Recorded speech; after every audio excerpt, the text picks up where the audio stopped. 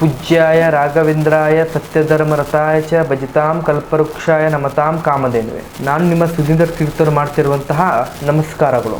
ರಾಯರ ಜ್ಯೋತಿಷ ಫಲ ಚಾನಲ್ಗೆ ಸ್ವಾಗತ. ಇವತ್ತಿನ ಒಂದು ವಿಡಿಯೋದಲ್ಲಿ ಕನ್ಯಾ ರಾಶಿಯ ಏಪ್ರಿಲ್ ತಿಂಗಳ ಸಂಪೂರ್ಣ ಮಾಸ ಭವಿಷ್ಯವನ್ನು ತಿಳಿಯೋಣ. ಈ ಒಂದು ವಿಡಿಯೋವನ್ನು ಲೈಕ್ ಹಾಗೂ ಸಬ್ಸ್ಕ್ರೈಬ್ ಮಾಡಿ. ಮೊದಲನೆಯದಾಗಿ ಇವತ್ತಿನ ಆರ್ಥಿಕ ಸ್ಥಿತಿ ಬಗ್ಗೆ ನೋಡೋದಾದರೆ, ಹಣಕಾಸಿನ ವಿಚಾರದಲ್ಲಿ ಈ ತಿಂಗಳು ಸಂಪೂರ್ಣವಾಗಿ ಜಾಗೃತರಾಗಿರಬೇಕು. ಅನಿಶ್ಚಿತ ಖರ್ಚುಗಳು ಹೆಚ್ಚಾಗುವಂಥದ್ದು ಕಂಡು ಬರ್ತಾ ಇದೆ. ನೀವು ಅಂದುಕೊಂಡದ ಹಾಗೆ ಹಣವನ್ನು ಉಳಿಸ್ಕೊಳ್ಳಿಕ್ಕೆ ಆಗೋದಿಲ್ಲ. ಈ ಒಂದು ತಿಂಗಳಲ್ಲಿ ಯಾವುದೇ ಒಂದು ಇನ್ವೆಸ್ಟ್ಮೆಂಟ್ ಮಾಡಬೇಕು ಅನ್ನುವಂಥದ್ದು ವಿಚಾರಗಳಿದ್ದರೆ ಸ್ವಲ್ಪ ತಾಳ್ಮೆಯಿಂದ ಇರಬೇಕು ಅನ್ನುವಂಥದ್ದು. ನೀವೇನಾದರೂ ಹಳೆಯ ಸಾಲಗಳನ್ನು ಯಾರಿಗಾದರೂ ಕೊಟ್ಟಿದ್ದಾಗಿದ್ದಲ್ಲಿ ಅದನ್ನು ವಸೂಲಿ ಮಾಡಿಕೊಳ್ಳುವಂಥದ್ದು ವಿಚಾರದಲ್ಲಿ ಸ್ವಲ್ಪ ಚಿಂತನೆ ಮಾಡಿ. ಜೂಜಾಡುವಂತಹ ಇಸ್ಪೀಟ್ ಆಗಿರುವಂಥದ್ದು ಇನ್ನಿತರ ಯಾವುದೇ ವಿಚಾರದಲ್ಲಿ ನಿಮಗೆ ಹಣವನ್ನು ಯಾವುದೇ ಕಾರಣಕ್ಕೂ ಇನ್ವೆಸ್ಟ್ಮೆಂಟ್ ಮಾಡಲಿಕ್ಕೆ ಹೋಗಬೇಡಿ. ವೃತ್ತಿ ಹಾಗೂ ವ್ಯವಹಾರದ ಬಗ್ಗೆ ನೋಡಬೇಕಾದ್ರೆ ನಿಮ್ಮ ಕೆಲಸದ ಬಗ್ಗೆ ಬೇರೆಯವರು ಕಣ್ಣಿಟ್ಟಿರಬಹುದು. ಹಾಗಾಗಿ ಪಾರದರ್ಶಕ ಅನ್ನುವಂಥದ್ದು ಸ್ವಲ್ಪ ಜಾಗ್ರತೆಯಿಂದ ಇರಲಿ. ನಿಮ್ಮ ಮೇಲಧಿಕಾರಿಯೊಂದಿಗೆ ಸಮಾಲೋಚನೆ ನಡೆಸುವಾಗ, ವಾದ ವಿವಾದಗಳನ್ನು ಮಾಡುವಾಗ ಸ್ವಲ್ಪ ತಾಳ್ಮೆಯಿಂದ ವರ್ತನೆ ಮಾಡುವಂಥದ್ದು. ಇನ್ನು ವ್ಯವಹಾರಸ್ಥರಿಗೆ ಈ ತಿಂಗಳು ವೇಟಿಂಗ್ ಪೀರಿಯಡ್ ಇದ್ದಂತೆ ಹೊಸ ವ್ಯವಹಾರಗಳಿಗೆ ಸಹಿ ಮಾಡುವ ಮುಂಚೆ ಕಾನೂನು ಸಲಹೆ ತೆಗೆದುಕೊಳ್ಳುವುದು ಬಹುಮುಖ್ಯ.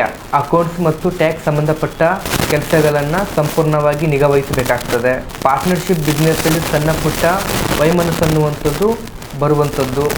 ಇವಾಗ ಪ್ರೀತಿ ಮತ್ತು ಕುಟುಂಬದ ಬಗ್ಗೆ ನೋಡಬೇಕಾದ್ರೆ, ನಿಮ್ಮ ಪ್ರೇಮ ಸಂಬಂಧದಲ್ಲಿ ಭಾವನೆಗಳಿಗಿಂತ ತರ್ಕಕ್ಕೆ ಹೆಚ್ಚು ಪ್ರಾಮುಖ್ಯತೆಯನ್ನು ಯಾವುದೇ ಕಾರಣಕ್ಕೂ ನೀಡಬೇಡಿ. ನಿಮ್ಮ ಸಂಗಾತಿಯ ಭಾವನೆಗಳನ್ನು ಆದಷ್ಟು ಅರ್ಥ ಮಾಡಿಕೊಳ್ಳಿ.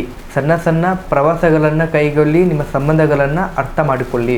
ಇನ್ನು ನಿಮ್ಮ ಕುಟುಂಬದ ವಿಚಾರದಲ್ಲಿ ನೋಡಬೇಕಾದ್ರೆ, ನಿಮ್ಮ ಕುಟುಂಬದಲ್ಲಿ ಮಿಶ್ರ ವಾತಾವರಣ ಇರ್ತದೆ ಹಾಗೂ ನಿಮ್ಮ ಮಕ್ಕಳ ಆರೋಗ್ಯದ ಬಗ್ಗೆ ಸ್ವಲ್ಪ ಕಾಳಜಿಯನ್ನು ವಹಿಸಬೇಕಾಗ್ತದೆ. ಮತ್ತು ಹಿರಿಯರ ಆರೋಗ್ಯದ ಬಗ್ಗೆ ನಿರ್ಲಕ್ಷ್ಯ ಯಾವುದೇ ಕಾರಣಕ್ಕೂ ಮಾಡಲಿಕ್ಕೆ ಹೋಗಬೇಡಿ. ಇನ್ನು ನಿಮ್ಮ ಆರೋಗ್ಯದ ವಿಚಾರವಾಗಿ ನೋಡಬೇಕಾದ್ರೆ, ನಿಮ್ಮ ತಿನ್ನುವಂಥ ಆಹಾರದ ಮೇಲೆ ಸ್ವಲ್ಪ ನಿಯಂತ್ರಣ ಬರಲಿ ಮತ್ತು ನಿಮ್ಮ ಹೊರಗಿನ ಆಹಾರದ ಬಗ್ಗೆ ಸ್ವಲ್ಪ ಜಾಗ್ರತೆಯನ್ನು ವಹಿಸಬೇಕಾಗ್ತದೆ. ಅದನ್ನು ಸಂಪೂರ್ಣವಾಗಿ ತಡೆಗಟ್ಟಿ. ಹಾಗೂ ಇವತ್ತಿನ ನಿಮ್ಮ ರಾಶಿಯ ಪರಿಹಾರ ಮಾರ್ಗದ ಬಗ್ಗೆ ನೋಡಬೇಕಾದ್ರೆ, ಪ್ರತಿ ಬುಧವಾರ ವಿಷ್ಣು ಸಹಸ್ರನಾಮವನ್ನು ಪಠನೆ ಮಾಡಿ. ಬುಧವಾರದಂದು ಹಸಿರು ಬಟ್ಟೆಯನ್ನು ಧರಿಸಿ ಮತ್ತೆ ಗಣಪತಿಗೆ ಹಸಿರು ಗರಿಕೆಯನ್ನು ಅರ್ಪಣೆ ಮಾಡಿ. ನಿಮ್ಮ ಹತ್ತಿರದಲ್ಲಿರುವಂತಹ ಅನಾಥಾಶ್ರಮಕ್ಕೆ ಸ್ವಲ್ಪ ನೆರವನ್ನು ಕೊಡಿ. ಒಟ್ಟಾರೆಯಾಗಿ ಕನ್ಯಾ ರಾಶಿಯವರಿಗೆ ಸಕಾರಾತ್ಮಕವಾಗಿ ಯೋಚನೆ ಮಾಡಿ ಕಾಲ ಎಲ್ಲವನ್ನ ಸರಿಪಡಿಸುತ್ತದೆ.